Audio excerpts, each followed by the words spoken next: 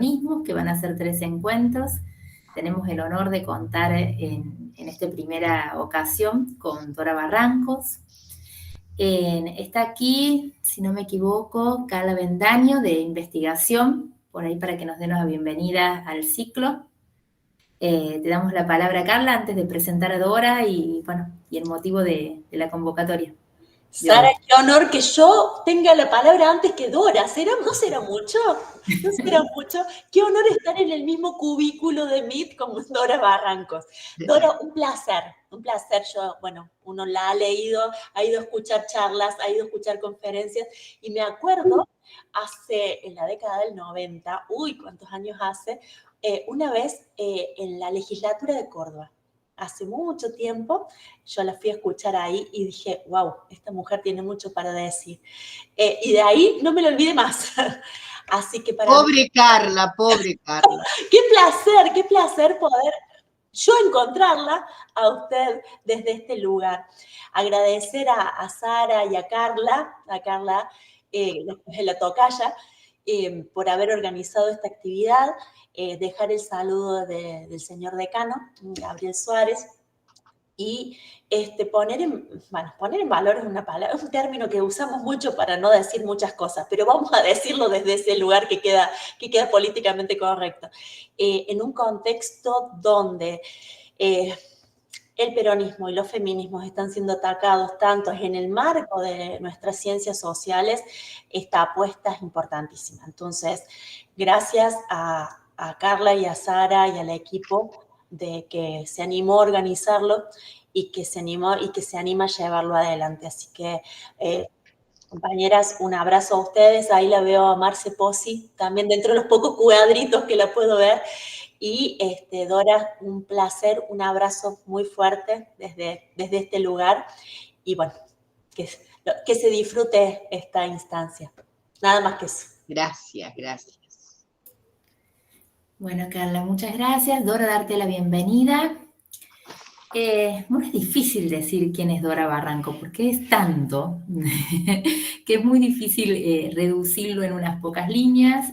Dora es licenciada en Sociología, es magíster en Educación de la Facultad de Educación de la Universidad Federal de Minas Gerais, es doctora en Historia, también en Brasil, en la Universidad Estadual de Campinas, es investigadora principal del CONICET hasta el 2019, si no me equivoco, Dora ha sido parte del directorio de CONICET, tiene infinidad de publicaciones en Argentina, en el exterior, libros, capítulos de libros, artículos científicos. Sobre todo, creo que podríamos definirla como una gran maestra generacional, digamos, que es un ejemplo a seguir por todos quienes nos interesamos por los estudios de género, por la historia de las mujeres. Así que agradecerle también todo lo que podemos aprender a través de su lectura. Bueno, Dora ha recibido múltiples reconocimientos, premios aquí en el exterior, honoris causa, así que bueno, es un placer y un gran, gran honor poder contar con su presencia hoy, con un texto muy sugerente que nos ha pasado para este conversatorio. Bueno, Evita la feminista persona de sí misma, que un poco nos contó recién de dónde venía esa inspiración del título. Así que te damos la palabra, Dora, para después poder tener el honor de conversar un ratito con vos.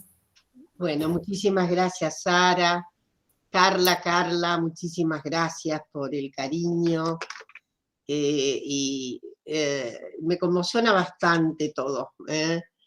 Gracias por, en fin, eventualmente leerme. Y sobre todo les doy las gracias porque ahí en esa universidad hay una gestión del conocimiento notable y una creatividad notable. Y lo digo con enorme conocimiento de causa. Así que muchas gracias.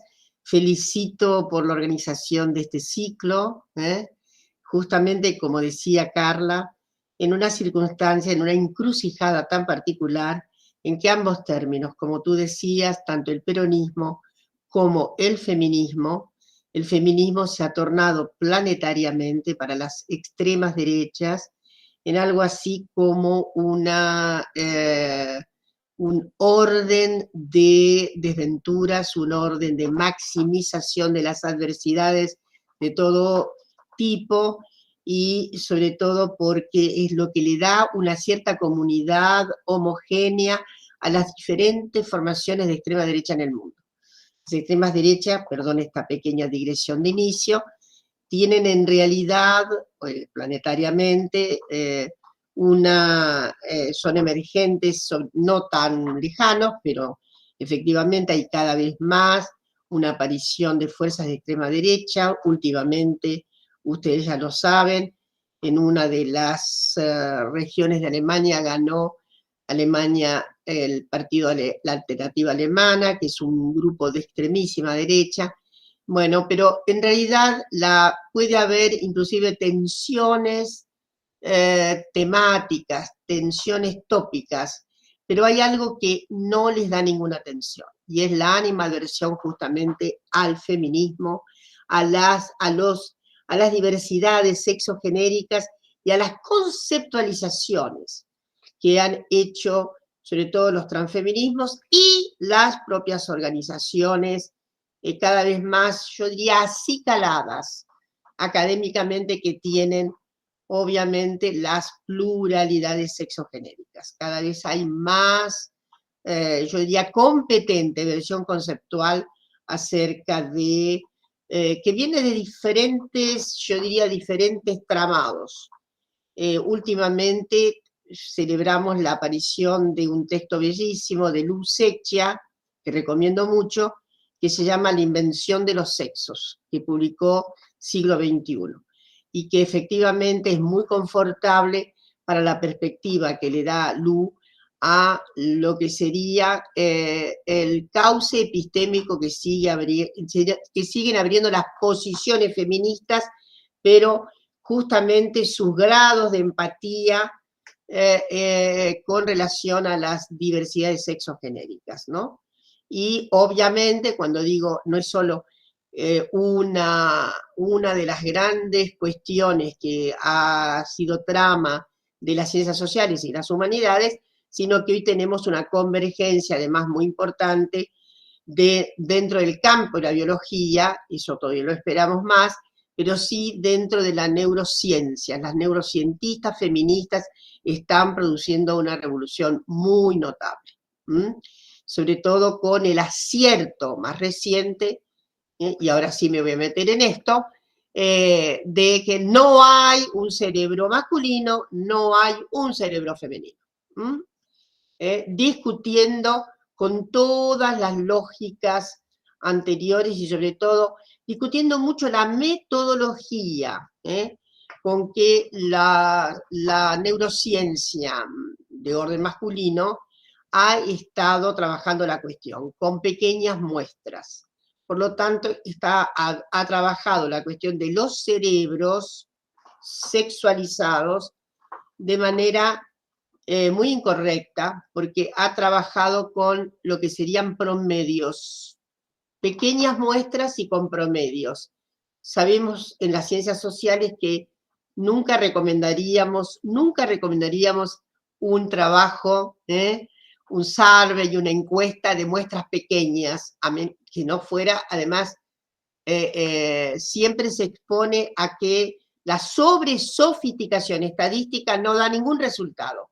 Es inútil sofisticar un survey que tiene que se va a referir a menos de 100 personas. Está claro lo que quiere decir. Me he metido en camisa de 11 varas, pero lo he hecho a propósito, para decirles que en realidad tenemos hoy un privilegio notable, que es el trabajo sobre métodos cualitativos, digo hoy, por no decir hace 40, 50 años, pero en donde evidentemente tenemos mucho más cuidado respecto de las extrapolaciones. No se pueden hacer extrapolaciones tampoco de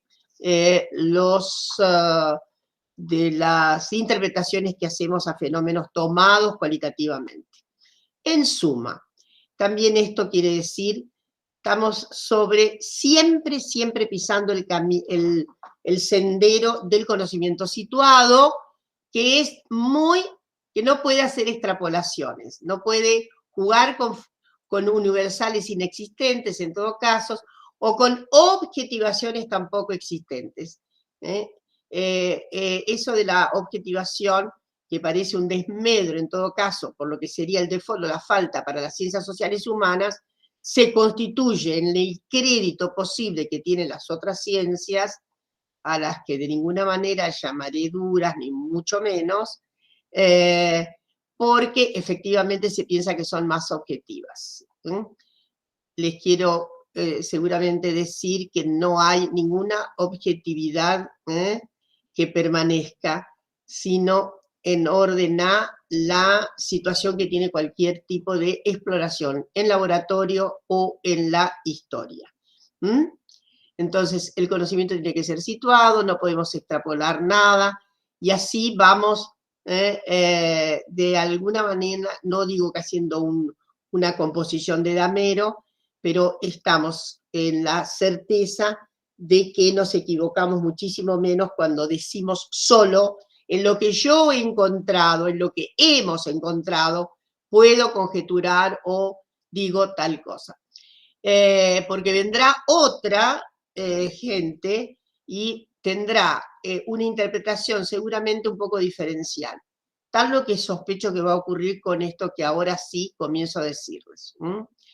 La figura de Evita ha sido muy transitada. Probablemente sea, ¿no? Desde ya, no es, digamos, no es de ninguna, me parece, avería a lo que conocemos, debe ser la figura femenina más analizada en nuestro país. Debe ser. De todas maneras, es como como ocurre en general con todas las figuras, es muy poliédrica, es muy difícil asir una sola Evita, sobre todo por las circunstancias que alguna vez escribí como una cierta excepcionalidad. No, una cierta excepcionalidad debido al momento de su nacimiento, a las condiciones de su infancia, muy descriptas, a la anomalía que presentaba su propia familia en un momento en que, por otra parte, ya se caracterizaban algunas capas de nuestra sociedad, vituperaban muchísimo de lo que vituperaban a aquellas personas cuyo origen familiar, etcétera, etcétera, no se conformaba a lo que debería ser el canon moral, el canon jurídico, etcétera, etcétera.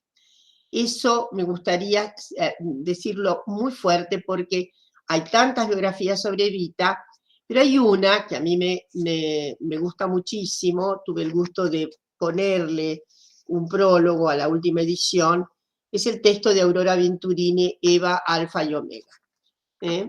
Seguramente ustedes lo han leído, es un texto en donde Aurora la conoció mucho, estuvo muy cerca de Evita, y al mismo tiempo Aurora Venturini, tienen ustedes idea de quién fue una novelista que aparece con una consagración a los 80 años de edad, a propósito de una novela que se llama Las Primas, y que es muy, muy interesante. Y ganó un premio, y luego ahí se hizo todo un descubrimiento de Aurora. Aurora fue una figura que adhirió al peronismo, platense ella, y la verdad es que este texto, Eva Perón, Alfa y Omega, de Eva, es muy interesante respecto de algunos repertorios que no, por ejemplo, no están, no constan en las biografías conocidas. Para mí, una de las más bellas biografías de Evita es la de Alicia Duhovne Ortiz, es una de las más bellas. Por supuesto, tenemos así, no voy a la mencionar a Alicia Duhovne, especialmente porque me parece que intentó ir más lejos que algunas otras biografías de Evita. Aún así, en Aurora aporta una cuestión de Evita que no está tan presente, digo, en esto. la adhesión tempranísima de Evita a ciertas causas, ¿cómo decirlos? A ciertas causas justicieras básicas. Aurora cuenta lo que le ha narrado la madre de Evita y lo que ella ha podido justamente interpretar de las endechas que la propia Evita seguramente le contó. Ellos vivían en Los Toldos, estaban muy cerca. Los Toldos tenía que ver obviamente todavía con una cierta reserva indígena en el lugar, y una de las cuestiones que Evita construyó siendo niña fue la amistad con niñas, niños de la toldería indígena, de las casas esas. O sea que hay ahí una cuestión que me parece que incita a pensar que hay, y para disgusto de su madre, que la tenía que llamar, etcétera, etcétera, seguramente encontraba, debemos pensar, que habría algún orden prejuicioso, y no era el orden que tenía Evita. Está eso muy bien contado por Aurora. O sea que Evita va construyendo una infancia de cercanía con gente que efectivamente tiene una circunstancia estructural deficitaria, por lo menos, una circunstancia estructural de no reconocimiento. Se trata de una población indígena y con la que ella cimenta una empatía muy, muy particular. A mí me parece que este dato no es menor en lo que sería, bueno, la evolución de Eva hasta convertirse, por supuesto, en Evita. Desde ya, las biografías de Evita apenas también sondean algunas cuestiones que tienen que ver con su relación, es decir, su no relación con los feminismos. Pero debe ser dicho algo. Cuando Evita se va tornando Evita, cuando Eva Duarte se va a tornar Eva Perón o Eva Duarte de Perón, hay que ver cuál era el contexto del feminismo en la Argentina. Para mi perspectiva, y algunas veces lo escribí, es que después de la derrota de 1932 sobre el sufragio femenino en el Congreso, una doble derrota, la del sufragio femenino, que gana en la Cámara de Diputados, obviamente tiene media sanción, pero que jamás ingresa a consideración por la Cámara, en la Cámara de Senadores, aún con esfuerzos, por ejemplo, realizados por Alfredo Palacios. Alfredo Palacios estaba muy interesado en el rescate de ese expediente, pero no pudo ser rescatado. Perdió su estado parlamentario, de modo que no se recogió. Lo mismo pasó con el divorcio vincular. El divorcio vincular gana la media sanción, pero jamás se trató en el Senado. El ascenso de los feminismos en los años 20 es muy singular. No es solamente una cuestión argentina. Lo he visto en otros países. Lo he visto particularmente en Chile. Chile es un país en donde los feminismos se estructuraron con cierta diversidad, y en Chile, por ejemplo, lo mismo pasó en Argentina, que hubo la creación de un partido feminista en manos de Julieta Lanteri a inicios de la década del 20, que no resultó. En Chile hubo dos propuestas de partidos feministas que más o menos tuvieron el mismo, languidecieron como ocurrió con la propuesta de Julieta Lanteri. Lo que quiero decir es que hay también, lo mismo pasa en Uruguay, hay un cierto crecimiento. Yo creo que es un rebote después de la Primera Guerra, ¿no? Termina.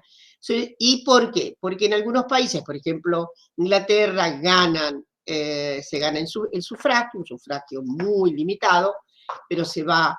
Y ahí, me parece, hay que ver cómo va a haber un crecimiento de los feminismos, que incluye alguna formación feminista que no ensaya la misma música de las feministas reformistas o socialistas o librepensadoras, que es el caso de Carmela Burmeister, ¿no? Que va a tener, Carmela Orne de Burmeister, que va a tener su propia formación, mucho más conservadora, pero que obviamente va a ser una fuerza más que se va a plegar al movimiento pro sufragio. ¿Ah? Debemos saber que también los feminismos a veces han sido altamente especializados. La cuestión del sufragio consigue en este grupo más conservador de mujeres, si se quiere, sin embargo, una gran adhesión al sufragismo. Por lo que fuere, se llega con un movimiento mucho más densificado de feministas. Julieta Lanteri muere ahí nomás un poco después, de un accidente, no tiene nada que ver con lo que pudo haber sido un atentado, esto es una mitología que se ha hecho por ahí, pero lo que parece ser claro es que después de la derrota en el hecho de que no pasara, no fuera tratado en el Senado, y hay una especie de reflujo, podríamos decir. Hay una especie de reflujo que también va a coincidir con una situación internacional nueva, el ascenso del nazifascismo. El ascenso del nazifascismo va a dar un despliegue en Argentina, especialmente, muy tratado por Sandra Maguidosh, la Junta de la Victoria, un despliegue de acciones, primero de actitudes, de acciones, de actividades, que van a poner un poco, ¿cómo decirlo?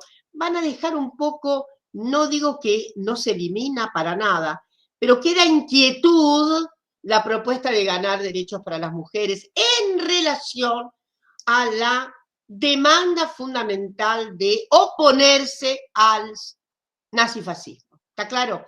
Más fuerza tiene el empeño por impedir la consolidación del nazifascismo que el empeño por aspectos emancipatorios de la condición femenina, etcétera, etcétera. Esta es mi perspectiva. De hecho, la revista Vida Femenina de las socialistas, si ustedes la recorren, se van a dar cuenta de que es una revista feminista, pero toda la focalización de esa publicación, que es muy interesante, va a estar en orden a el peligro del nazifascismo, la democracia está en riesgo. Es como si hubiera un desplazamiento. No nos podemos ocupar de nosotras cuando está en peligro el conjunto social, algo así. Tenemos que hacer una cierta suspensión.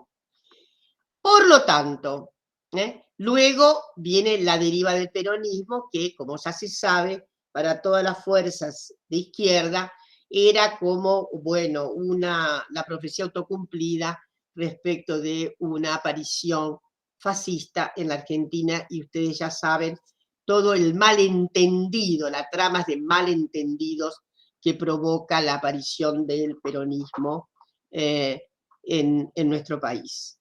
Me paro por acá y digo, al momento en que van a madurar, es decir, que ya en esos años de inicio de los 40, termina la Guerra Mundial, 45, y ha habido, en ese interregno, ha habido una suerte de, yo diría, limitación, de autolimitación, por así decir, del viejo empeño ascensional feminista que habíamos conocido en las décadas anteriores. ¿Está claro? Entonces, eso también está en los condicionantes, creo, de toda la educación política que sufre Evita. Llamemos educación política a esa cuestión que es de vértigo, la juventud de Evita, la relación con Perón, no voy a entrar en detalles de esto, y ese vértigo enorme de transformaciones que sufre Evita, sobre todo, bueno, después del 17 de octubre, etcétera, etcétera, en la que sabemos muy bien Evita no es protagonista central del 17, es una criatura que está en una desventura enorme frente a la prisión de su compañero, bueno, está el manojo de cartas y demás, y es todavía alguien que se está asomando a un régimen de transformación urgente. Evita, pero que tiene, insisto, algo magmático atrás. Ese magmático que tiene Evita atrás es probablemente una cierta consistencia subjetiva acerca de las injusticias. Esto es lo que me parece que es de una cierta, de un acompañamiento en la subjetividad de Evita. ¿Está claro? Es decir, la idea de que hay mucha injusticia, comenzando por la injusticia de esos niños y niñas aborígenes con las que ella jugaba cuando era niña. ¿Está claro? Entonces hay una discrepancia.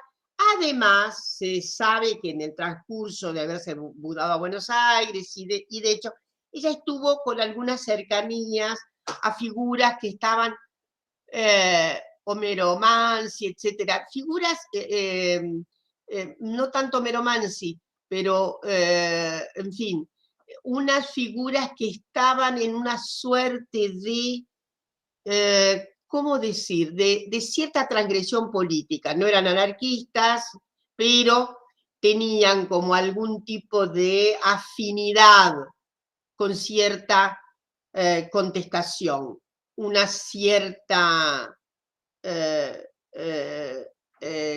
contaminación, que no se puede decir que era gente toda de izquierda, ni mucho menos, pero ahí hay algún contaminante. Eso sí, ha sido bastante bien descrito, sobre todo por Alicia, es decir, ciertos contaminantes ideológicos, porque es claro, no es de la noche a la mañana que creamos una subjetividad. Esto es lo que conviene saber, es decir, no estoy lejos de pensar que de repente se convierte Evita de la nada, así mágicamente, y por los empeños extraordinarios que tiene una figura de tanto fulgor como es la de su compañero. Una figura absolutamente, yo diría, de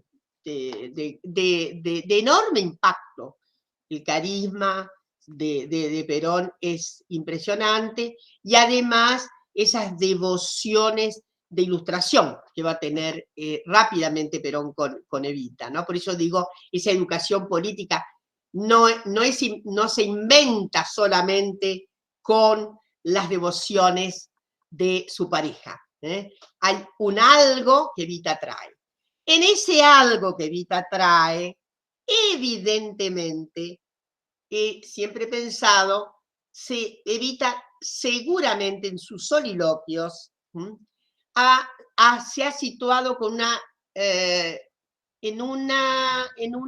yo diría, en un terreno de excepcionalidad. Su buena suerte, su excepcionalidad respecto del resto de las mujeres, esto es clarísimo. Entonces, he ahí una de las fraguas en las que hay que pensar esto, que ella nunca se determinó por ninguna identificación con el feminismo. Voy a leer algunos párrafos de lo que ella escribió. Además, el grupo de varones, incluido el glorioso general Perón, tampoco tenía unas prevenciones enormes con las feministas. Las feministas tenían gran prevención con el peronismo, más allá de que no se opusieron en 1947, las socialistas no se opusieron a la ley de sufragio que se consagró. Y que efectivamente tiene en Evita, voy más rápido, tiene en Evita una fragua importantísima. Esto ha sido objeto de alguna discusión con Marisa Navarro, en la que efectivamente Marisa ve mucho la decidida actuación de Perón en orden al sufragio de las mujeres, pero yo estoy absolutamente segura, primero, hacia el 45 se había hablado ya de la posibilidad del voto. Nunca hemos encontrado un solo documento de que permitiera la idea de que pudiera haber sufragio a través de ningún decreto. No hay tal cosa, no hay ninguna evidencia, no la hemos encontrado. De modo que por ahí rezongos que salían respecto de tamaño derecho ser ganado a través de un decreto. Jamás existió una propuesta de decreto. Eso Perón dice, lo vamos a obtener de cierta manera en uno de los discursos, etcétera, pero no hay ninguna evidencia de que hubiera algún diseño de decreto, porque además el sufragio no se podía diseñar legalmente por un decreto. Bueno, y ahí vamos a las cuestiones. Quien más trabajó lo que eran las cercanías de feministas al peronismo fue nuestra querida Donna Gay. En un trabajo colocó una cierta discrepancia, lo que es tan bonito que ocurra, cuando esto de cabildear encima de algo, y entonces ella propuso de que no todas las feministas habían estado contrariadas por el peronismo. Y señaló 3 figuras que fueron efectivamente, adhirieron al peronismo. Una es muy conocida, Blanca Azucena Casañez Serres, muy conocida. La otra es Lucila de Gregorio Lavie. Lucila fue la primera funcionaria destinada a atender las cuestiones vinculadas con la condición femenina, cuando el coronel Perón la había llevado en el 44, a Lucila, de Gregorio Lavie, la había llevado a la División de Trabajo y Asistencia de la Mujer. Entonces, y la otra es la conocida, la que acabo de mencionar, Carmela Horne de Burmeister. Es notable porque Carmela venía, insisto, era una familia, no digo que aristocrática, pero Carmela era una persona bastante, hasta los años 20, una persona moderada. Sin embargo, para los análisis de Donna, se había transferido al peronismo. Cosa que, en fin, también, digamos, contraría la idea de que, bueno, puede haber alguna gente que estaba bien situada económicamente y que, bueno, tuvo una adhesión al peronismo. Sí, puede ser, ¿no? Pero en el caso de Carmela parece que es incontestable, de acuerdo a lo de Donna Gay. Estas son las 3 mujeres con las que, de alguna manera, tenemos que sospechar, Evita pudo haber estado en contacto, ¿no? En el caso de Blanca, el Casañez Serres es una figura y fue después, inclusive después del peronismo, tuvo mucha participación, especialmente en lo que serían los derechos de las niñeces, y en fin, es una de las que más publicó. Y me parece que tengo la impresión, yo no la he analizado después de la caída del peronismo, ella mantuvo cierta legitimidad. No me parece que haya sido tan hostigada. Ustedes saben que a la caída del peronismo, el hostigamiento a figuras que eran afines, el caso de Marechal, por ejemplo, Leopoldo Marechal, que fue hostigado, y bueno, lo nombro a él porque era una figura absolutamente consagrada y que sale del canon literario, de la misma manera que salieron otras personas. El famoso filósofo Virasoro, Miguel Virasoro, también un gran filósofo argentino, que había adherido al peronismo y que obviamente a la caída del peronismo sale del canon. Así nomás. Bueno, no me parece que tampoco sé su evolución, si siguió muy adherida o no, pero de estas 3 Casañez Serres es la que más textos ha dejado.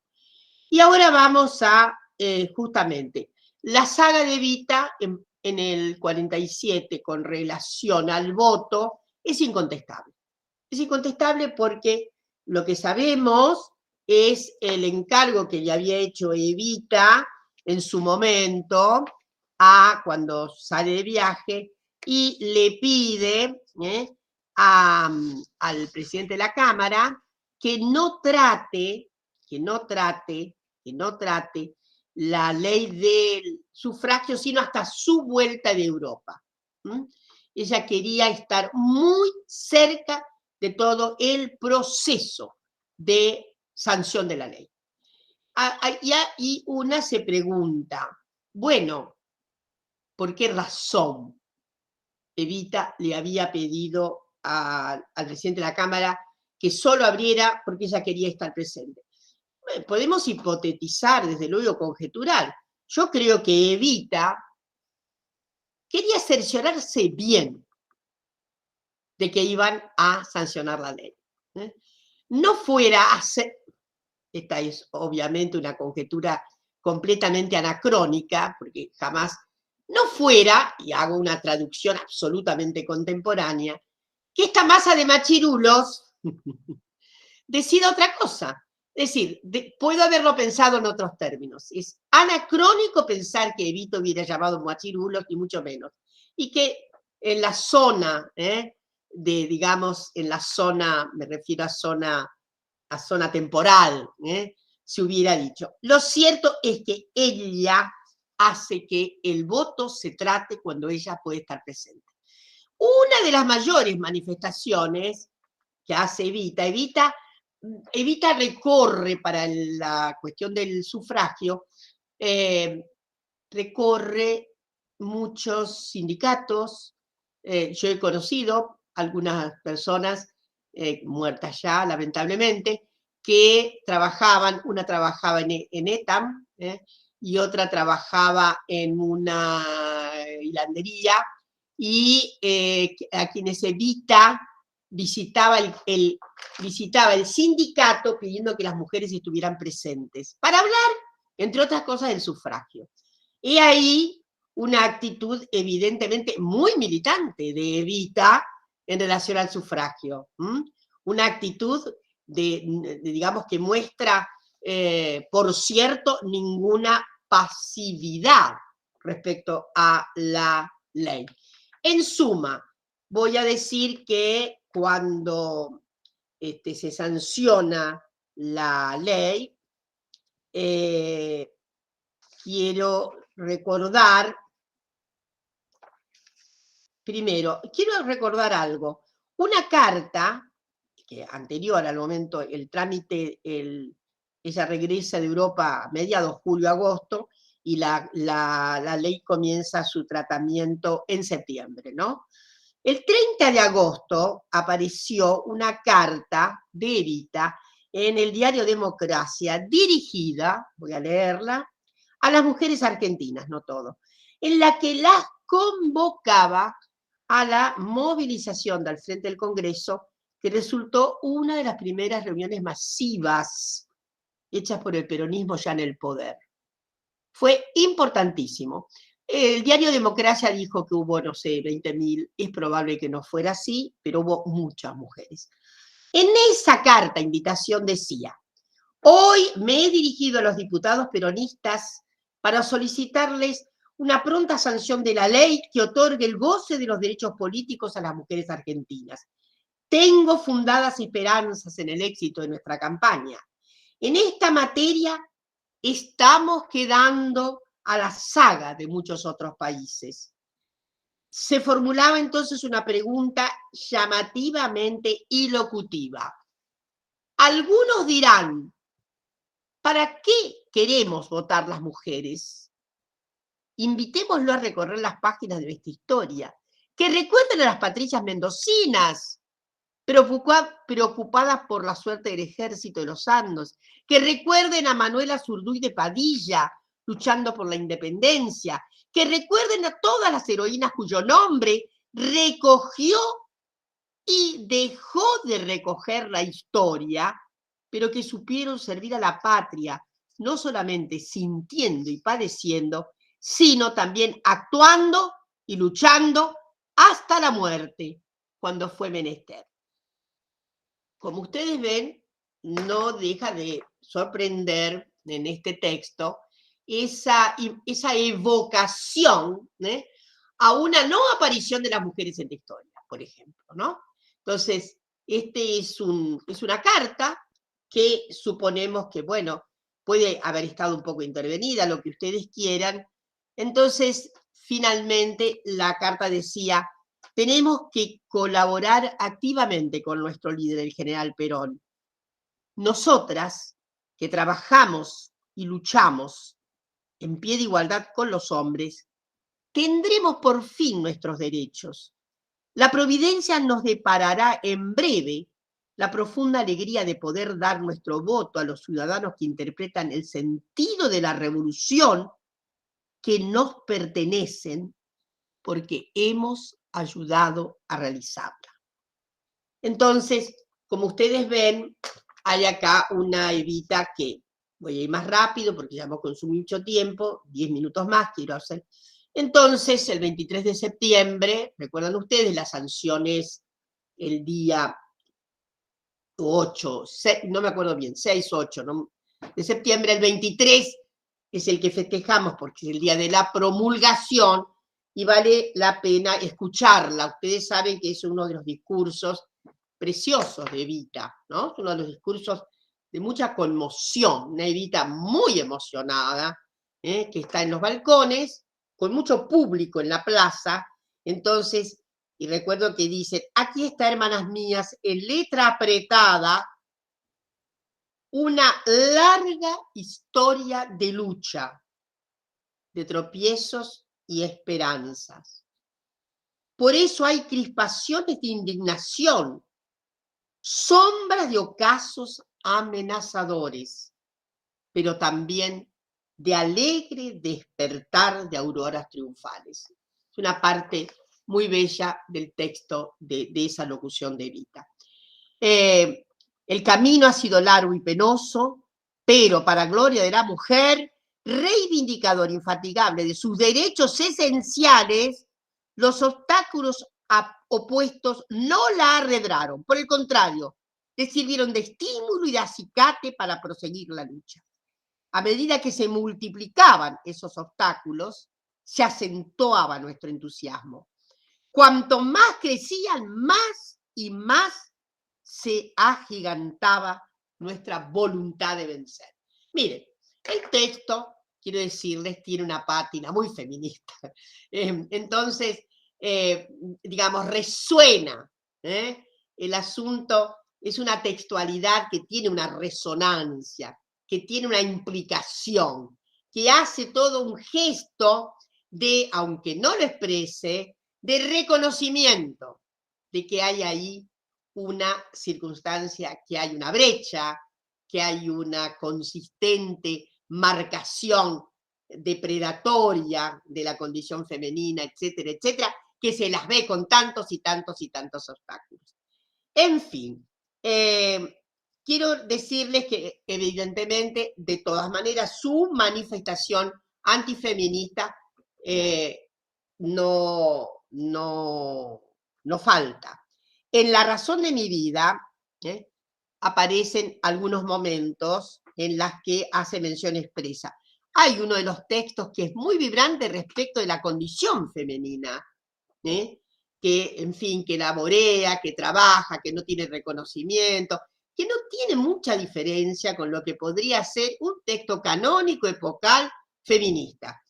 Pero de todas maneras, en uno de los capítulos de La razón de mi vida, como ustedes saben, La razón de mi vida es un texto intervenido, pero en el que esa intervención no deja de tener la voz resonante de Evita. Es un texto de intervención, pero no es un texto en donde está ausente Evita.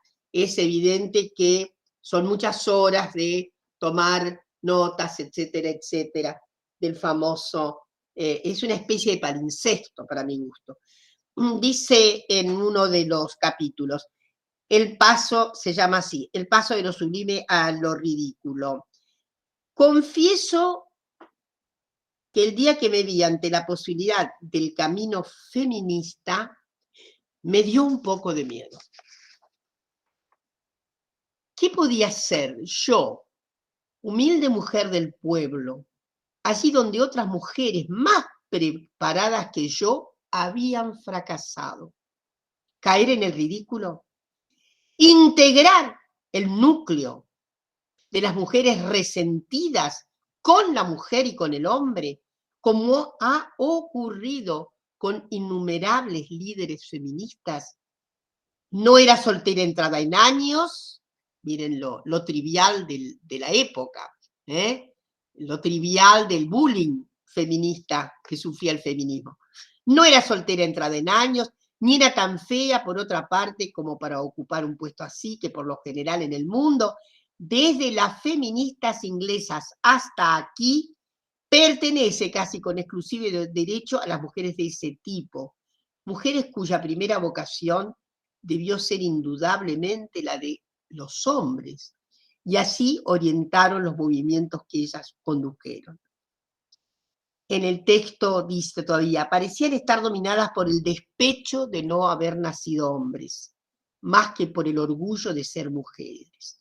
Creían incluso que era una desgracia ser mujeres, resentidas con las mujeres porque no querían dejar de serlo, y resentidas con los hombres porque no las dejaban ser como ellos.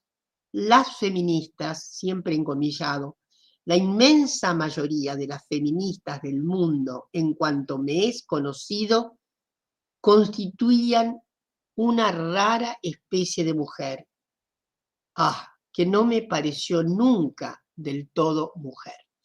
Hay una enorme prevención epocal, ¿no? Y una podría decir una prevención que tiene muchísimo que ver, porque ella dice que un día el general me dijo, ¿no ves que a ellas han errado el camino? Quieren ser hombres. Es como si para salvar a los obreros yo los hubiera querido hacer oligarcas. Bueno, pero, para ir finalizando, ni esto significa una abdicación del cometido pro mujer de Evita. He dicho que efectivamente hay momentos, hay relámpagos, pero sobre todo lo que hay es una actuación. Primero, la creación de la rama femenina es impresionantemente no es que Evita, no estamos pensando, no es que Evita inventa la politización de las mujeres.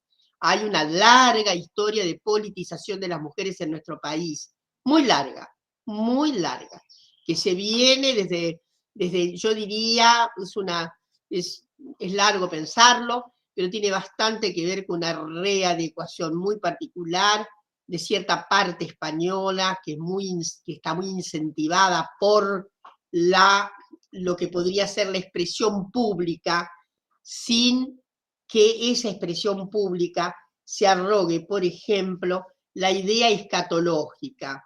Es decir, lo que me pasa, Dios tiene la culpa. ¿Está claro lo que quiero decir? Esa idea escatológica, lo que me pasa, Dios tiene la culpa, en nuestra tradición no es tan así. Muchas veces he dicho que si se toma primero el enorme pasaje de guerras que tiene el siglo XIX.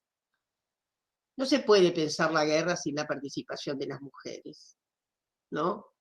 Ya terminadas las guerras revolucionarias, en donde obviamente, hay soldadesca femenina, etcétera, además de las mujeres, de nuestra querida Juana y de la famosa figura de Remedios, etcétera, etcétera. Lo que quiero decirles es que hay una circunstancia que gira en torno de una, ¿cómo decirlo?, de una asociación fenoménica que no es escatológica y que no debita la trascendencia escatológica divina, sino que pone una acentuación en lo que sería el conjunto de lo terrenal. Voy a dar un ejemplo. Pongamos 1920. Pongamos una mujer en Tucumán, inclusive no necesariamente citadina de la ciudad de Tucumán, que va al mercado y que encuentra todo muy caro, que va a comprar. Es evidente que su imprecación, si la hubiera, no será escatológica, qué barbaridad, Dios mío, sino que será muy terrena y dirá, inmediatamente va a acentuar la causalidad a fuerzas absolutamente no litúrgicas de lo sobrenatural, sino del esquema político. Va a decir, estos políticos que me están robando, ¿está claro lo que quiero decir? o alguna otra síntesis que implica una clarividencia civilista y no escatológica divina. ¿Está claro? Por ejemplo, algo que transcurre, para mi gusto, transhistóricamente, es muy diferente de lo que puede encontrarse en Brasil. En Brasil, hasta recientemente, y con esto voy, dos cositas más quiero decirles y cierro, recientemente en Brasil se hizo, cuando digo recientemente estoy hablando de algo que se hizo hace 8 años atrás, una encuesta destinada a mujeres para que pudieran expresarse acerca de si habían experimentado transformaciones positivas y aludían claramente a los gobiernos de Lula y el momento, esta encuesta se hizo antes de la caída de Dilma. Y lo notable es que sí, las mujeres podían claramente identificar qué tipo de programas gubernamentales les había dado ventajas con relación al pasado, había ayudado. Y lo notable es que en esa situación, pero un momentito que acá hay algo que se ha venido, ya lo saqué, algo que me cubría la pantalla. Entonces, fíjense que al momento de preguntarles, reconocían Bolsa Familia, la bolsa para estudiar en tal lugar, 2 o 3 programas. Había una mención clara de conocimiento de esos programas que les había transformado la vida positivamente. Y puestas a considerar cuáles eran las razones, increíblemente, pero más de la mitad, dijo, Dios lo quiso así. Gracias a Dios. ¿Está claro? Gracias a Dios. Es una, yo diría, es un tipo de razonamiento que puede estar, pero que no está en la oportunidad de la manifestación que hacen las mujeres frente a las circunstancias, por ejemplo, de carestía de la vida o de, en fin, una serie de... Finalmente, hay un aspecto en el que Evita sí tiene un comportamiento muy acendradamente, además de la creación de la rama femenina, de todo lo que significó la masividad de la esfera política para las mujeres. Hay dos circunstancias que quiero narrar. Una, el hecho de que la Fundación Eva Perón fuera una fundación, sí, que se preocupaba por todas la gente subalterna.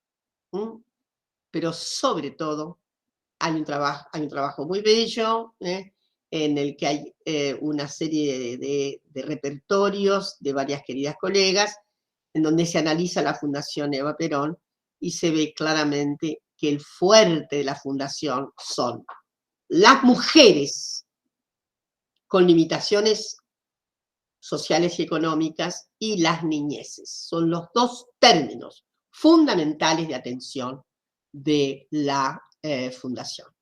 Y por último, una podría decir que el eczema puede ser tan inconveniente a la valoración exclusiva de la vida doméstica, del orden de los cuidados y sobre todo de las adhesiones absolutas a la figura conyugal, etcétera, etcétera, que el enorme eczema de Evita, al que él, inclusive cuando ella ya está muy enferma, cuando se hace una conmemoración, es del 17 de octubre del 51, si ustedes vuelven a escuchar esa alocución de Evita, ella ya está con mucha precariedad, pero que con mucha fuerza invita a entonar nada menos que el leitmotiv, dar la vida por Perón.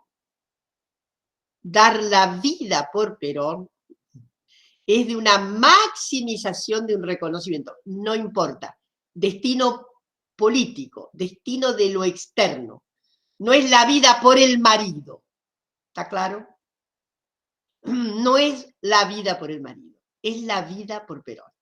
Quiere decir que hay un desplazamiento semántico importantísimo, que revela lo que podríamos decir ese acto trascendente que quiere darles a las mujeres, que es más importante, garantizarse una vida política con elementos de justicia social, que con elementos claros.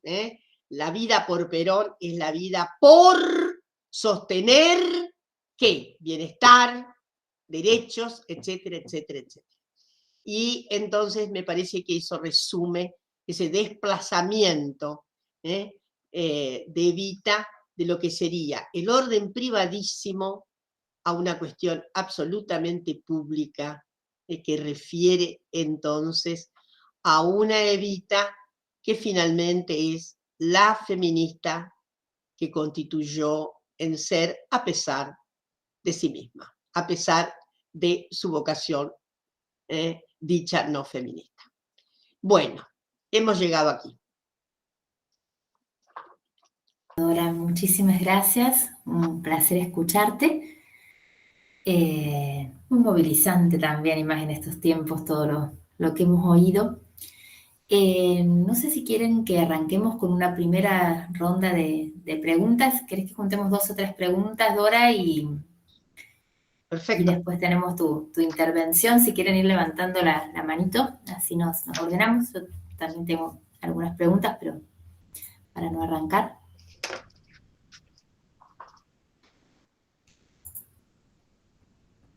Posgrado IAF, digo, ¿quién es? Carla. Bueno, Carla, te escuchamos. Bueno, tampoco quería arrancar yo, pero ya que no hay otras preguntas por ahora, gracias Dora por la exposición hermosa, como siempre, lo que decís. Tengo 2 preguntas para hacerte. Una es más vinculada a tu trayectoria intelectual y a todo lo que has escrito sobre Evita y el peronismo y las mujeres en la sociedad argentina, que tiene que ver con pensar cómo influyó lo que se puede pensar como la masificación de la categoría del feminismo, o la masificación del feminismo como movimiento en Argentina, como momento bisagra en Una Menos 2015, pero que venía, ¿no? Conformándose unos años antes, y ahí fue un punto bisagra a partir del que se empezó a construir, ¿no?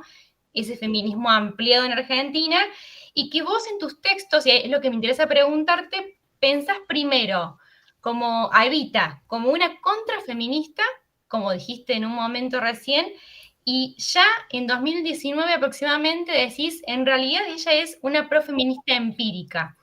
Entonces, la pregunta es, ¿qué cambió en tu mirada hacia la figura de Evita, más allá de lo conceptual, ¿no? Ahí me parece que hay como un viraje en tu mirada hacia su figura, y que yo creo, hipotetizo, que tiene que ver con ese contexto, ¿no? De masificación del feminismo. Y la otra pregunta es para por ahí pensar, que nos digas tu opinión respecto a cómo se ha mirado el peronismo en general y a la figura de Evita en particular, desde los feminismos, desde las intelectuales feministas específicamente, porque parece predominar una mirada antiperonista en esas miradas feministas. Entonces, al predominar ese antiperonismo, siempre se la ve a Eva Perón como una opositora o como una persona antifeminista, pero que de alguna manera como que va en contra de las luchas feministas. Voy a ser sintética para no... Digo, ¿vos crees que hay de algún modo el antiperonismo como esa fuerza que nace junto al peronismo, ¿no? Hacia los años 40 y se sostiene hasta el día de hoy, influye, sí, predominantemente en las miradas feministas o no? ¿Cómo crees que eso sucede? Porque me parece que también hay un cambio en ese nuevo contexto que aparece luego del Ni Una Menos 2015, ¿no? Bien, Carla, muchas gracias. Vamos a la cosa. Sí, yo creo que he hecho una reinterpretación de, a la luz probablemente, siempre nos pasa así, de esto que vos llamás el contexto de significación actual, que remoldea algunos presupuestos, ¿no? Visto y considerando que hoy no podemos tener un feminismo canónico, no hay un feminismo canónico, no hay un feminismo hegemónico siquiera, puede haber feminismo, hoy hay feminismos de todas las layas, de todos los colores, ¿eh? Hay transfeminismos, entonces me parece que eso nos obliga a repensar algunas cuestiones. En ese punto, digamos, la paradoja es absolutamente válida en torno de las situaciones de complejidad con las que nos manejamos los seres humanos. Y la paradoja forma parte, a ver, paradojas que también estuvieron presentes entre las anarquistas. Las anarquistas también son contrafeministas, pero son muy feministas en el contrafeminismo, ¿está? Porque en realidad proponen una serie de cuestiones que no estaban previstas en el momento en que ellas se oponían a una ideología y a una política feminista que buscaba derechos jurídicos, si estaban contra el orden jurídico, tenían que oponerse a cualquier idea de derecho con, digamos, con confección jurídica. Era absoluto. Estuvieron contra el matrimonio legal. Por lo tanto, las anarquistas se opusieron al divorcio porque era legal. No existía la posibilidad de la juridicidad. Pero ahí también hay una tensión que finalmente, como alguna vez escribí, las pone en una circunstancia, sin embargo, más adelante de lo que eran las propuestas feministas más argumentales del periodo. Estoy hablando de los años 20, 10, 20, 30, no más que ahí. ¿Por qué? Y porque son las primeras en publicitar, crear y conceptualizar la anticoncepción. Entonces, eso las pone mucho más allá de las socialdemócratas. Las socialdemócratas seguían pensando un poco con el esquema un poco marxiano de que no era necesario una política específica no anticoncepcional porque, así rezaba digamos, el textum marxista duro, el modo de producción se encarga él mismo del modo de reproducción.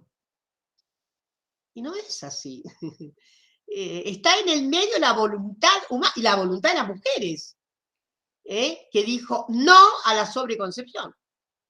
Bueno, eso las coloca miren, esa cuestión va a ser deliberadamente tratada y gestionada como una recuperación emblemática, ¿cuánto? En los años 60.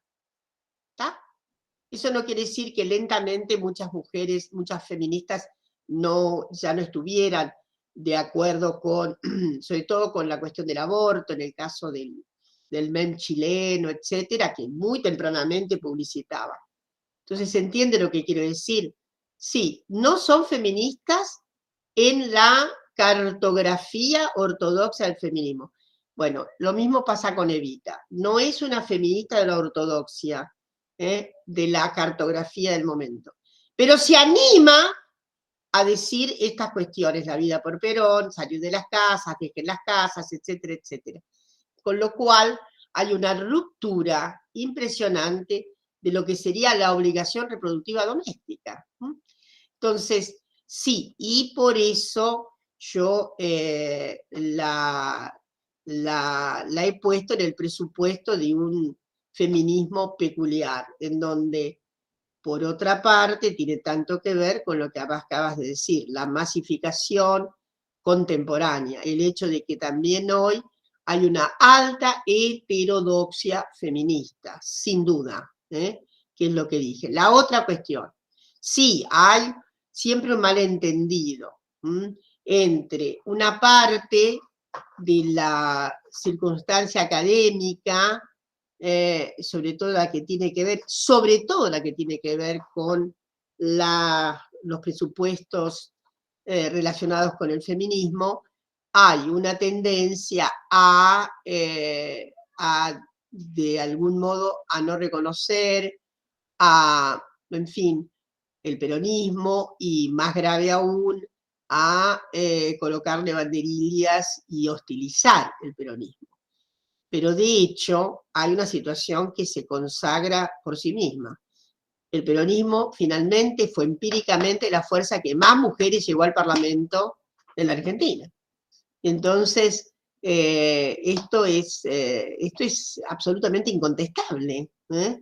Recuerdo que hace una temporada atrás alguien me hizo una entrevista y decía, bueno, porque todos los machirulos que hay en el peronismo y no sé qué, y yo le dije, machirulos en el peronismo sí, seguramente sobran, pero son mucho más importantes e incómodos y mucho más insolentes seguramente los machirulos de otras fuerzas políticas, porque al final, el peronismo es la fuerza que ha tenido, y miren lo que quiero decir, esto es incontestable, una mayor cercanía de todo empírico con la condición femenina sobre todo, la arena política. De hecho, cuando el peronismo fue absolutamente erradicado de la vida política, en los raros momentos en que no se llevó mujeres al Parlamento, el radicalismo no llevó mujeres en 1952 al 51, perdón, al Parlamento, ¿no? No las llevó. Y el socialismo, que es la fuerza que produce la primera programación, la primera programación partidaria para que se le conceda el voto a las mujeres, llevó escasísimas mujeres, solo 3 en la capital federal, solo 3. En suma, hay una cuestión empírica con la que, un dato que es, yo digo, incontestable. Bueno, pero bueno, de todos modos yo entiendo que hoy día, finalmente, me parece, hay una mayor comodidad, hay una cierta holgura para una interpretación menos esquemática y menos forzada por la circunstancia ideológica a no reconocer la interpretación de la condición femenina, al menos dentro de la fuerza llamada peronismo. ¿Pablo? Dora, bueno, ante todo, bueno.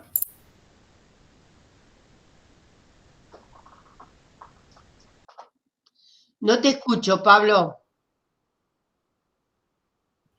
¿Ahí se escucha ahora? Tenía el micrófono apagado. Bueno, primero agradecerte, Dora, por la presentación, como siempre un gusto y un placer escucharte, bueno, por todo lo que interpelás y lo que nos animás a pensar y seguir reflexionando. La pregunta mía va, bueno, un poco, en primer lugar, rescatar algo muy, muy clave y muy central que desarrollaste en la primera parte de la presentación, que es esta importancia de abordar y entender la centralidad que tiene la trayectoria biográfica y situada de los sujetos, los actores políticos en términos de lo que es su constitución como sujeto político en sí, ¿no? Si uno puede abordar y analizar con cierta rigurosidad lo que significa y lo que representa la figura de Evita, ¿no? Para la cultura política argentina, sin entender esa trayectoria biográfica de Evita como actor social, digamos, y cómo traslada esa trayectoria biográfica a todo lo que tiene que ver con la constitución de su praxis política, ¿no? Y en esto, bueno, clave, ¿no? Para pensar la centralidad que tiene esa experiencia situada, ¿no? Como que tiene que ver con la propia vida de Evita, en términos de lo que es la constitución de una subjetividad política de Evita como sujeto en sí, digamos, pero para lo que tiene que ver con una subjetividad política en lo que es el propio feminismo o lo que son los feminismos, ¿no? Dentro o las permeabilidades que los feminismos van a tener al interior, ¿no? de lo que es el espacio del peronismo a partir de lo que es la resignificación de esa figura de Evita y lo que constituye la trayectoria biográfica de Evita en sí como sujeto, ¿no? Y en esa pregunta, una consulta, ¿no? Una pregunta, ¿no? Es si se puede pensar a Evita como un sujeto político de la interseccionalidad, ¿no? Si la Evita condensa esa interseccionalidad, porque en cierto modo representa esa intersección de opresiones, ¿no? Que después la constituyen en una praxis política, ¿no? Y que le da sentido al peronismo como praxis política, como comunidad política, digamos.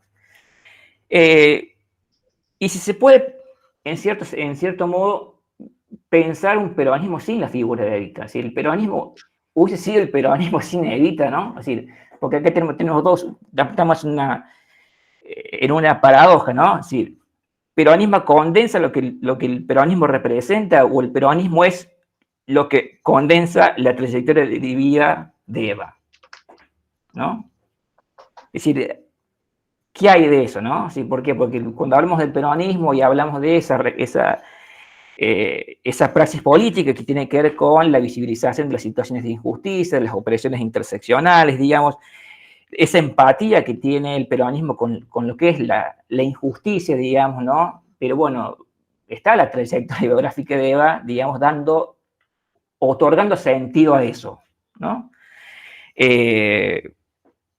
Bueno, iba por ahí. Gracias, Dora. Gracias, Pablo. Muy, muy interesante.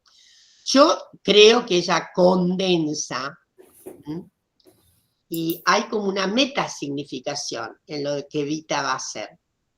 El peronismo no sería el mismo sin Evita.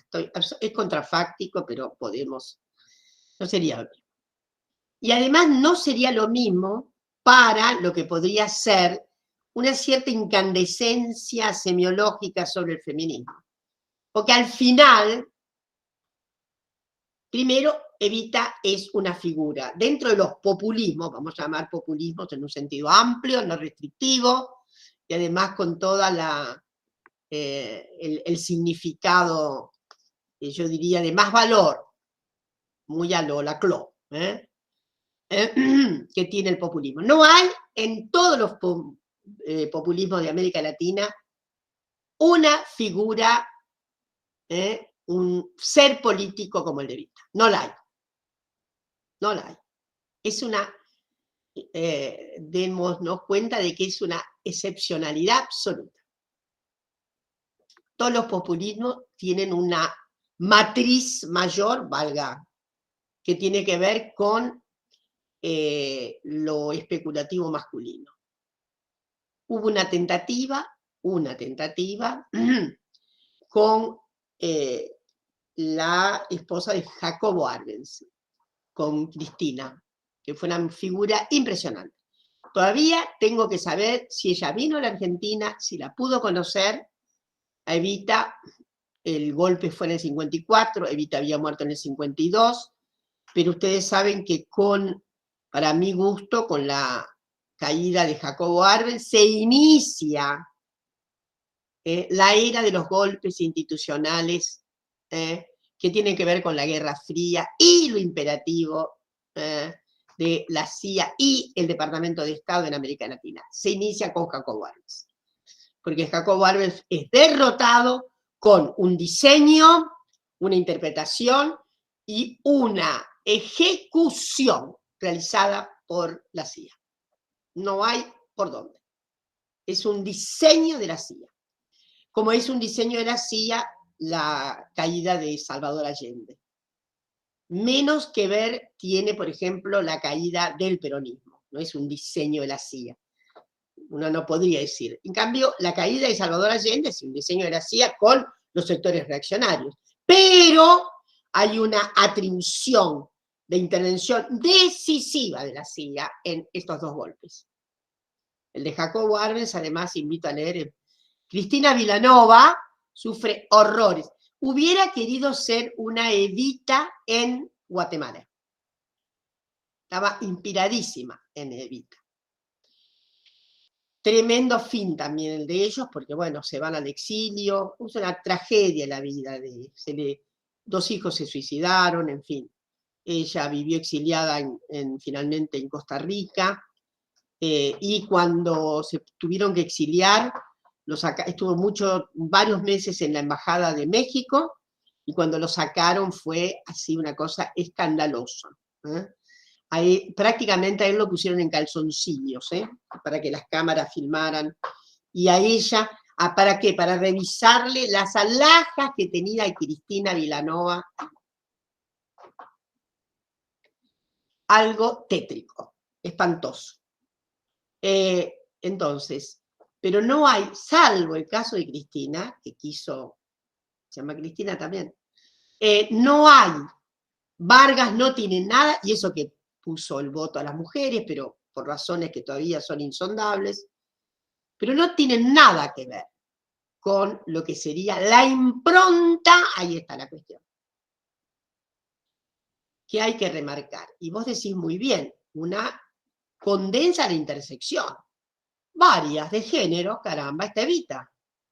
Evita misma es lo que dice, miren la tremenda intersección primero. 2, de clase, porque Perón venía de clases populares, pero Evita venía de las márgenes mismas.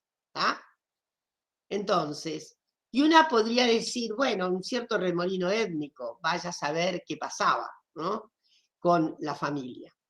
Entonces, y algo extraordinario para mi gusto, es la escenificación condensatoria de Evita, sin la cual el peronismo no puede ser eso que es.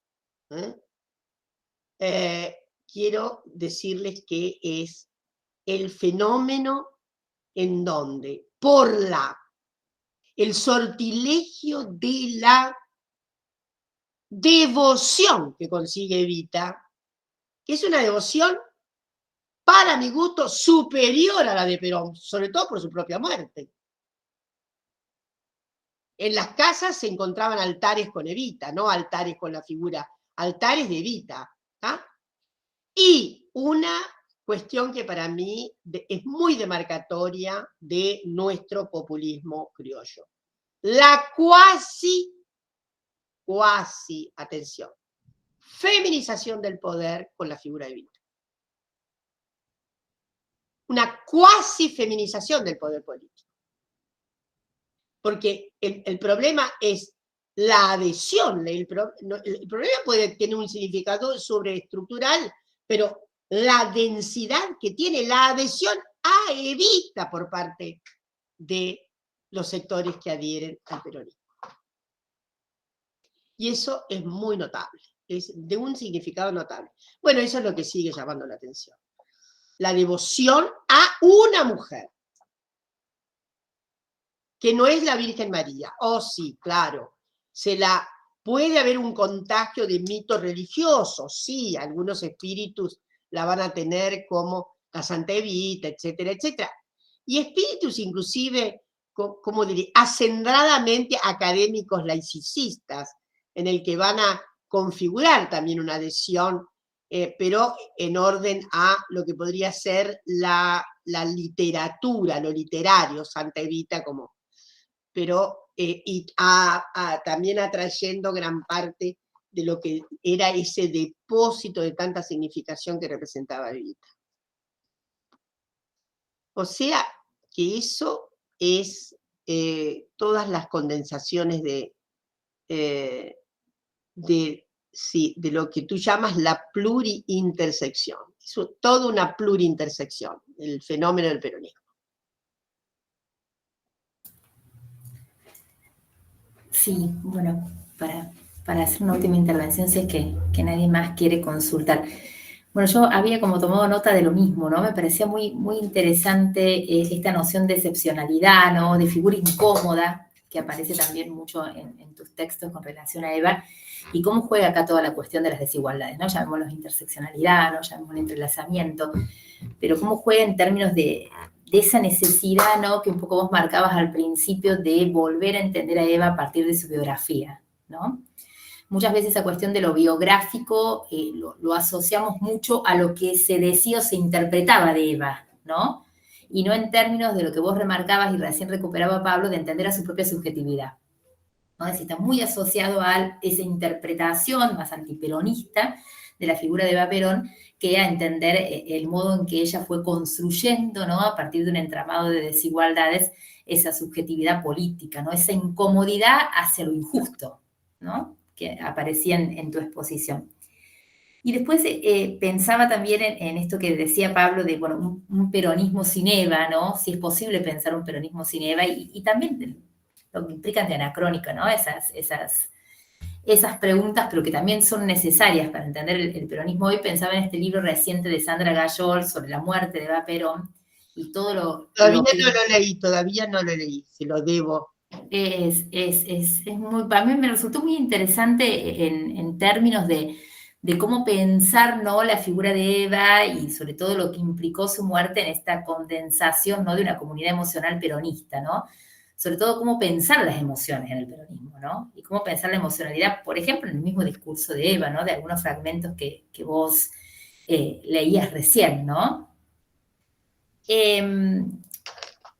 Yo tenía una pregunta, pero no tiene que ver exactamente con lo que vos estabas exponiendo, sino que nos lleva a contextos más recientes, y dos en realidad. Una, me quedó de releer un texto tuyo hace unos días para algo que estaba escribiendo, donde vos usás la frase, los derechos sí se pueden perder. Me pareció súper movilizante para el contexto actual, ¿no? Los derechos sí se pueden perder. Y la otra tiene que ver con en qué medida a algunas de las cuestiones que vos tomás para analizar la figura de Eva, sobre todo esta cierta tensión entre discurso y empiria, ¿no? De algún modo, para decir, bueno, Eva era una feminista de corte empírico, se pueden utilizar, ¿no?, como cierto marco analítico para la figura de Cristina Kirchner, ¿no? Pensaba sobre todo en decir, bueno, a ver, claramente hay una desidentificación de Cristina del feminismo, ¿no? Tanto por parte de Cristina como del propio feminismo, ¿no? Pero hay una Cristina que genera un reconocimiento de derechos muy importantes, ¿no? O que incluso bajo el kirchnerismo, ¿no?, tienen lugar y se reivindican, más allá de que no hayan sido un voto propio, ¿no? Bueno, consultarte un poquito sobre eso. Bueno, gracias, Ari. Hay, efectivamente, me parece que se ha entendido muy bien que Evita no nace del repollo, Evita. De repente se casa con Perón y hay una reinvención. Eso es concederle mucho al patriarcado del glorioso general, ¿está claro? No, hay una Evita que se va forjando, y una noción de excepcionalidad que alguna vez yo remarqué es la de percibirse a sí misma como en una condición de rara excepcionalidad con respecto a las congéneres. Ella puede llegar hasta ahí, se da cuenta de que, bueno, por eso nunca abjuró de su posición, en todo caso, de mejorar absolutamente la condición de las obreras, de las mujeres, lo que hace la Fundación. De la misma manera que jamás abjuró de su condición de clase, jamás. Esto es notable. Ahora bien, voy a agregar todavía más a una parte de Evita que tal vez se los largo para que ustedes puedan producir. Leyendo la autobiografía de Paco Yamandreu, Paco fue su estilista por algún tiempo. Después a Evita le empezaron a comprar ropa que sobre todo venía de Francia, Christian Dior y demás. Los trajes típicos que ella usaba, en fin, cuando va siendo cada vez más la Evita que conocemos, la del rodete, la del... pero Paco dice cosas maravillosas ahí, y que debemos advertir. No hay ni una hebra de cuestionamiento a la sensibilidad de Evita con relación a la homosexualidad. No es poca cosa. Ambos tenían, tanto Perón como Evita, lo querían mucho a Paco, y además es increíble porque hay una... No voy a expoliar el libro, pero hay un momento impresionante cuando a Paco Perón lo llama, porque ya Evita está moribunda, y lo llaman. Paco había hecho, es un chico, Paco es un chico que llega con 17, 16, 17 años a Buenos Aires, de una pequeña localidad cercana acá a la ciudad, de alguna manera expulsado por un contexto que no va a aceptar la homosexualidad de este chico. Y se hace rico en 3 años, para que ustedes tengan idea, rico, ¿eh? Diseña maravillosamente, tiene muchos golpes de buena suerte, llega a vivir como un bacán, esto es impresionante. Después a la caída de Perón ni les cuento todo, tremenda la situación, porque a él sí que lo utilizaron muchísimo. Pero lo que quiero contarles es que él dice en el texto que esa Evita que él trataba era una Evita que no tenía nada que ver con la Evita del balcón, con la Evita pública. Era una Evita de modales muy conciliatorios, que era que no tenía ninguna manifestación exacerbada, nada. La pinta, tal vez utópicamente, ¿no? Pero él le hace ese homenaje a... El texto de Paco apareció todavía a finales de los 60, 70, eso es lo interesante. Y ahí también ha corregido la percepción de una homofobia, que siempre ha habido, pero que en Paco aparece como bastante climatizada. Esto es lo que quiero decir. ¿Está? Entonces, es muy importante porque uno dice, sí, ni Perón ni Evita, y sobre todo Evita, que era, sin embargo, él cuenta otras homofobias que tuvo que no quiso soportar, de alguna actriz famosa que le cerró la puerta porque habló mal de los putos, ¿no? Jamás en el casito. Esto es muy... La otra cuestión que me suscitas, Sara, es sí, pensar en la irradiación también de modelos prácticos, de políticas de gran consecuencia sobre la vida de las mujeres durante los gobiernos kirchneristas, incluido Néstor, que por otra parte fue cuando era diputado, fue un gran animador del matrimonio igualitario, tremendamente, ya lo saben ustedes, y de una Cristina que efectivamente, según su propia narrativa, alguna vez lo ha dicho, todo el mundo dice que yo me volqué a una interpretación, jamás. Recientemente volvió a decírnoslo, nos lo dijo, yo estaba invitada inclusive en el día de la imposición en el Instituto Patria, de esa muy bella parte final que tiene el instituto, que se puso el Salón de las Mujeres. Se hizo una réplica del Salón de las Mujeres. Y ahí nos sentó. Fue muy interesante. Por supuesto que cuando ella dijo eso, a ver, yo no tengo trato diario con Cristina, por favor. Estoy muy, nada de eso. La he visto pocas veces en mi vida, pero ella tiene entiendo yo, una consideración muy cariñosa conmigo. Y muy cariñosa. Y ese día, cuando ella dijo, porque yo no soy feminista, mirándonos a los ojos, porque nos habían sentado a la feminista, estábamos adelante. Entonces yo cuando la abracé le dije, Cristina, ser feminista no es una nomenclatura. Entonces ella se rió mucho. Entonces ella creo que tiene esa suerte de blindaje en una tensión, es evidente.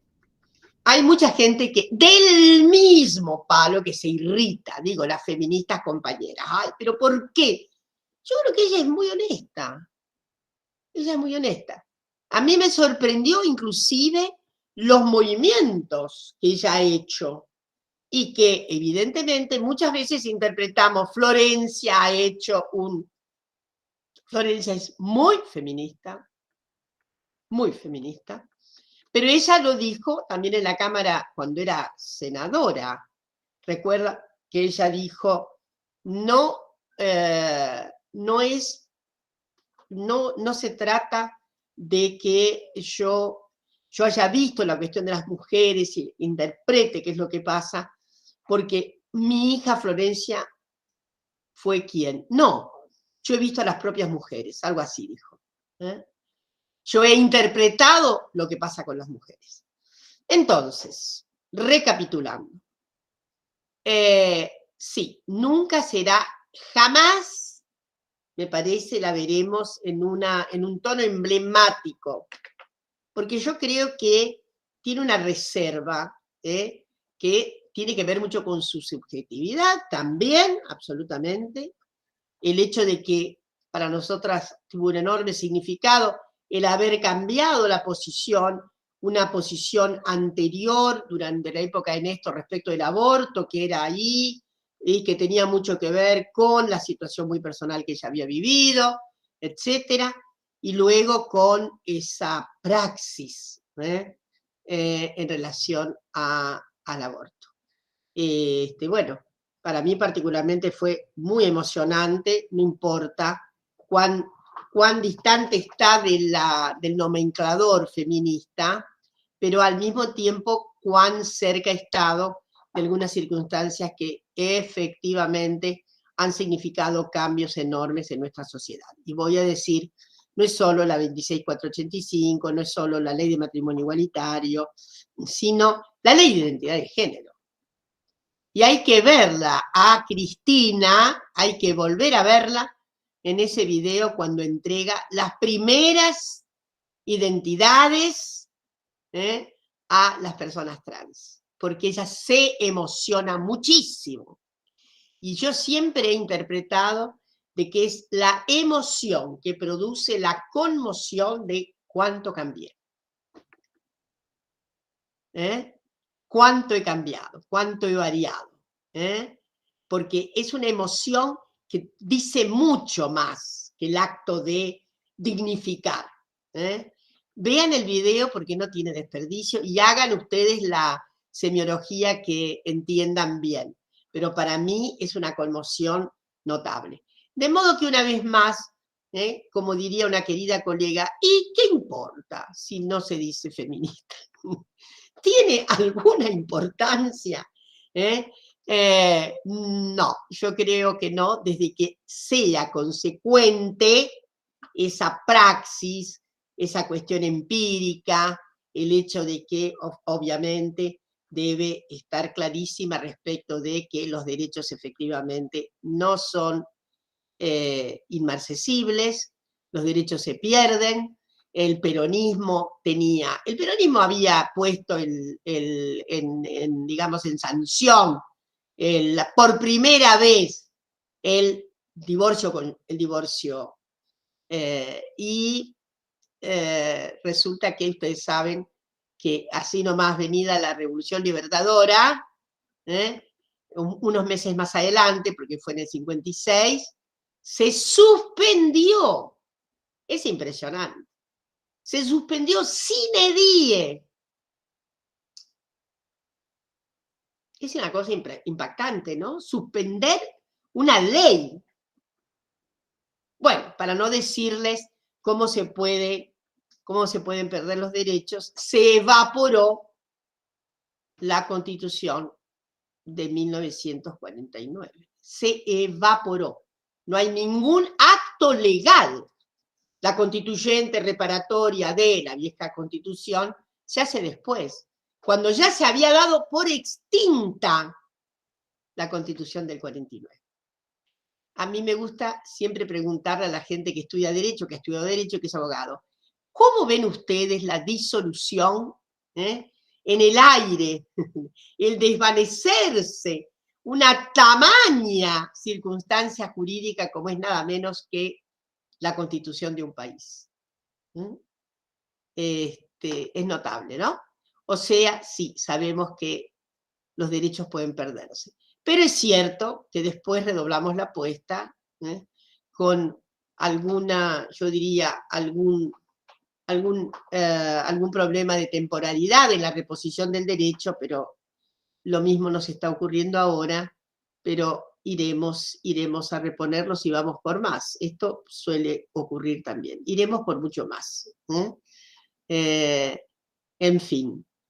Pero insisto en mi idea.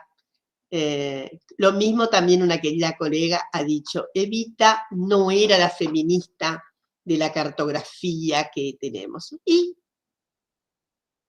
a los efectos pragmáticos de la justicia social, que fue una justicia de género al modo epocal,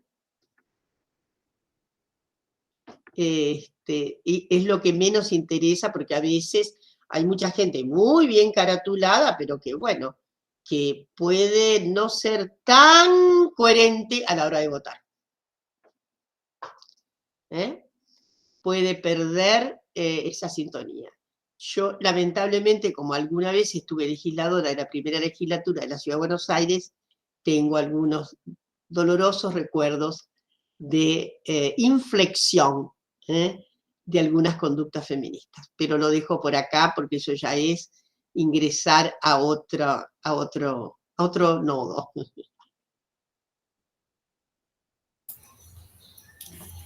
Bueno, Dora, fabulosa, un placer escucharte. A ustedes, No, muchísimas gracias por la paciencia, por todo el esfuerzo digamos, de haberme seguido y comprendido esto que es la forja de las subjetividades que lleva a Eva Duarte a convertirse en Evita y que evidentemente es algo que tiene un modelado subjetivo y que eso no se impregna así nomás de un día para otro. Hay, sin embargo, jalones que efectivamente nos permiten, nuestra biografía se hace con el contexto, ¿no? Nuestra vida, diría el gran Deleuze, el pensamiento viene del lado de afuera. Quiere decir, somos porque en realidad hay algo en una dialéctica de nuestro ser y el contexto que deriva en esto que llamamos las subjetividades. ¿Está? Bueno, les mando un gran cariño, arriba los corazones por las dudas. Que lo necesitamos. Sí, arriba los corazones y abajo las desazones. Tal cual. Bueno, Dora, muchísimas gracias. Muchas gracias. Un gran abrazo. Igualmente.